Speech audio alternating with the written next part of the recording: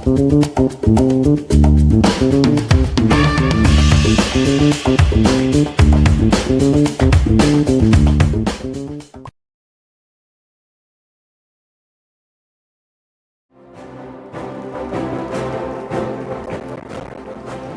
afternoon, everyone. Thank you for having me today, my very first time. So look at my outfit today. Can you guess what I'm going to talk about? So let's find the answer at the end of my talk today. Let me start by asking, have you ever wondered, who am I? Not just the surface version, not the LinkedIn bio, not the Instagram stories, but the real you, underneath all the roles, or the labels, or the titles that you wear every single day. We all have that moment when someone comes and say, hey, tell me something about yourself. And then slowly, we start listing our titles, our labels. About 1 year ago, if I were asked the same question, I myself might gonna say, hello, I'm Mai. I'm from a gifted class. I have a 7.5 in IELTS. I'm the winner of different competitions. So basically, I think I would show off to the world the best version of me, the brightest version with so many labels and titles. As I'm wearing today, as you can see on this stage, so many titles, all right?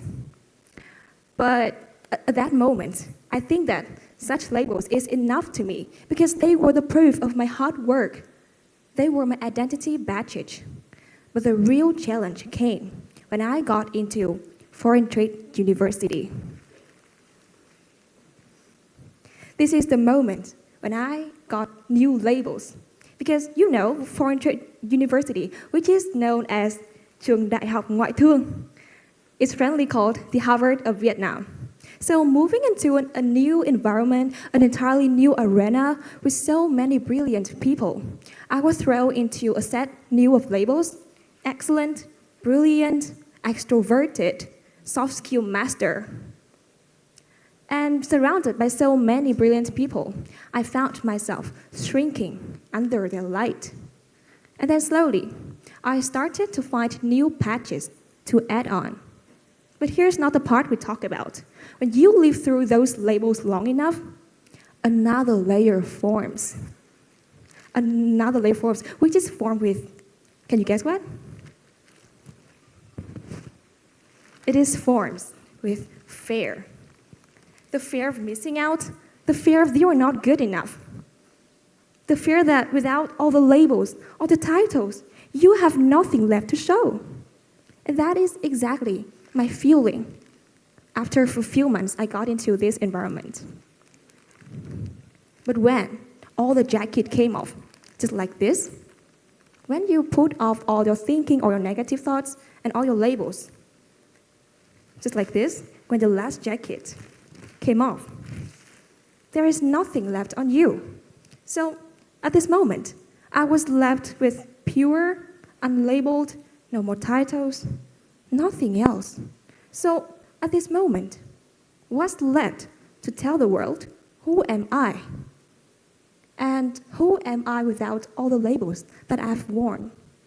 So before we answer this question, I think that the biggest reason that people cling to their labels is the fact that labels give us a sense of comfort, a sense of security. And psychology also has a name for this, which is called social identity theory. People tend to define themselves to the group of people that they think they belong to. For example, students, teachers, a club member, or just an intern. And it's quite normal, all right? Because labeling helps us belong. Achievements help us to find the way to tell what I can do. But there is a hidden cost. When we cling too tightly to our labels, we risk limiting ourselves inside a box.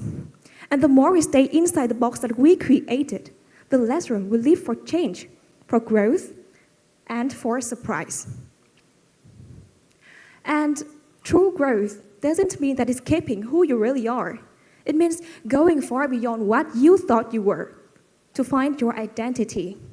And imagine that if your self-discovery journey is like taking photograph, then your mind is the camera. And in every camera, there is one simple mechanism that fascinated me from the very first time I touched it. Can you guess what is the mechanism? It is the aperture.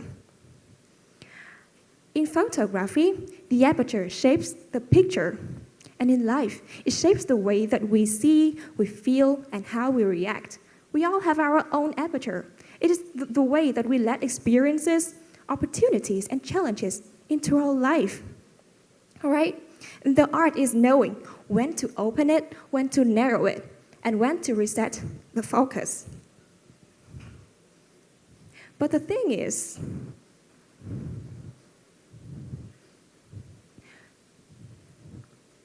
but there is a main thing. It is when you stay stuck in the auto mode of the camera. You let the world pick the angle. You let the system decide the focus. You let whatever lighting happens to fall on us that day. And what about FTU? It's like stepping into a studio, bursting with spotlights of brilliant individuals, of ambitious projects, of events, of networking, opportunities, and so. And then you find yourself shrinking under the light of the other people. But a great photograph is not great because you choose. It's not great because a great photograph is not great because it looks like somebody else. It is great just because the person behind the camera choose what to focus on, what light to keep, and what to let fade away. So, in order to discovering about our true self, our identity, and the way that we show ourselves to the world, there are 4 main steps that you can really do. The first step is to clear the lens, which means clearing all the dust that you have inherited about what success might look like. In photography, a dirty lens makes even the most beautiful scenes look dull. And in life, or the dirt vision really makes us think that we are thrown into somebody's shape, somebody's pictures, and we're not finding out who we really are. So the first step you need to do is to clear the lens. And about FTU students, through my experience, I figured out 3 main kinds of dust. The first one is the comparison lens. We tend to compare our struggle moment to someone else's brightest moment and think that we're not enough. And that is quite unfair because they are the 2 different stories in different contexts. And the second kind of dust is the halo effect. We tend to look at other people's success and think that, oh my God, this guy must be really perfect. They have no struggle. All right? We need to bear in mind that all of us have our own struggle, our own challenges. And the last kind of dust is the social proof shot. It is when you see something trending and you think that, maybe this path is suitable for me. And so much people are doing it. Okay, so I just try doing it. And yeah, that is the 3 kind of dust, which is most common in FTU students in general, and maybe in all of us also. So if we want to see ourselves clearly, we first have to clear the dust, clear the false stories, or to clear the false mindset that we have thought about what success might look like.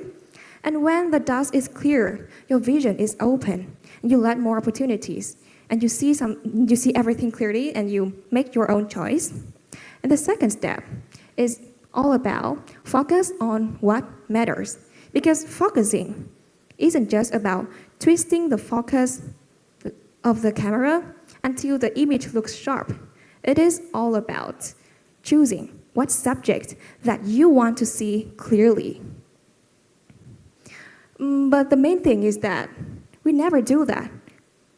We let other people do that for us. For example, a parent's expectation, a friend's opinion, or just a social media trend. So that's why we need to stop and ask ourselves, am I doing this because it really lights me up? Or just because it is supposed to look good on me? And another question is that, one day, if all the titles, the name, and the prestige went up, would I still want to do it or not? And we need to bear in mind that the main thing is to keep the main thing. As Stephen Covey said, so where your focus goes, your life follows. And yeah, so just take focus, take your attention, and decide what deserves your attention, and then let your life go through that flow. And the next step is to adjust the aperture. This is the most amazing part that I like about my talk today. And about the aperture, it decides two things. The first is how much light will enter the frame. And the second thing is about how the subject will appear before someone else hears the story behind it. And the light in life, that is your appearance and your presence. Appearance is all about the visualized, and the presence is all about the way that you deal with this world. So it doesn't mean that you chase some beauty standards or some titles or something else. And just like opportunity, appearance and presence need to be early prepared so that when the success moment comes, you just embrace it because you have prepared it carefully, not just because you are like imitating or just force yourself to do it. And as Ansel Adams said, you don't take a photograph, you make it. So when you hold on your camera, make your decision, choosing to widen the aperture or to narrow it down. And another amazing thing that I actually accidentally found about the aperture is that you can try different modes, try the roles that you have never played before. For example, switch from speaker to listener, from leader to learner. And at that moment, you found that the most amazing picture isn't from the one that you carefully prepared.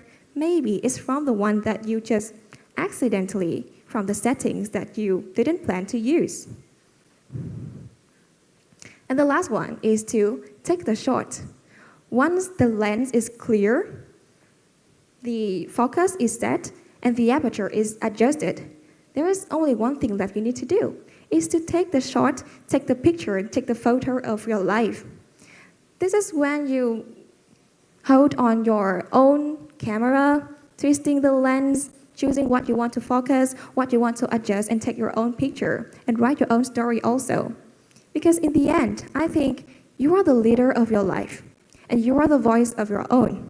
So just you can make your own life, make your own story, and also your identity. The question that who you are without the labels, have you found it or not? I hope that some of you might say yes.